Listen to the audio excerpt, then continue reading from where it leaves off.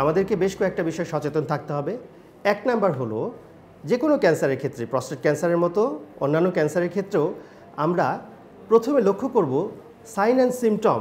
যে sign and symptom indicate করে যে আমার কোনো ম্যালিগনেন্ট ডিজিজ বা কোনো ক্যান্সার হতে পারে, সেই সাইন অ্যান্ড সিমটম ডেভেলপ করার পরেই আমাদেরকে চিকিৎসকের শরণাপন্ন হতে হবে, যাতে আর্লি ডিটেকশন করা যায়। এবং প্রাথমিকভাবে ডিটেক্ট করলে অনেক ক্যান্সারই ইনক্লুডিং প্রস্টেট ক্যান্সার কিন্তু সম্পূর্ণ ভালো করা সম্ভব। এটা গেল আর্লি ডিটেকশন। কিন্তু রোগটা যাতে নাই হয় সেজন্য কিন্তু আমাদেরকে সচেতন থাকতে হবে। রোগটা যাতে না হয় তাহলে আমরা কি করতে পারি? আমাদের খাদ্যাভ্যাস পরিবর্তন করতে পারি। আমরা অধিক পরিমাণে শাকসবজি, ফলমূল এগুলো খেতে পারি। রেড মিট, ট্রান্স ফ্যাট সহ যেসব ক্ষতিকর খাবার, আমরা মোটামুটি সবাই কিন্তু এ বিষয়ে সচেতন। আমাদেরকে জানতে হবে, কিন্তু আমরা জানি, কিন্তু আমরা কিন্তু ওইভাবে মানি না।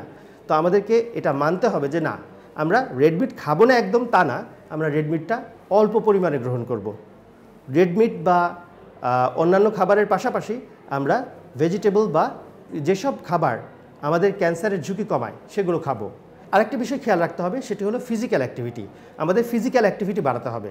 আমরা যদি সপ্তাহে 4 থেকে 5 দিন 30 মিনিট থেকে 40 মিনিট হাঁটি, তাহলে কিন্তু এটা আমাদের ক্যান্সার প্রিভেনশনে সাহায্য করবে এবং আমাদেরকে ফিট থাকতেও সাহায্য করবে। সো এই বিষয়গুলো যদি আমরা লক্ষ্য রাখি, তাহলে আমরা শুধু প্রস্টেট ক্যান্সার না, যে কোনো ক্যান্সার থেকেই মুক্ত থাকতে পারবো ইনশাআল্লাহ।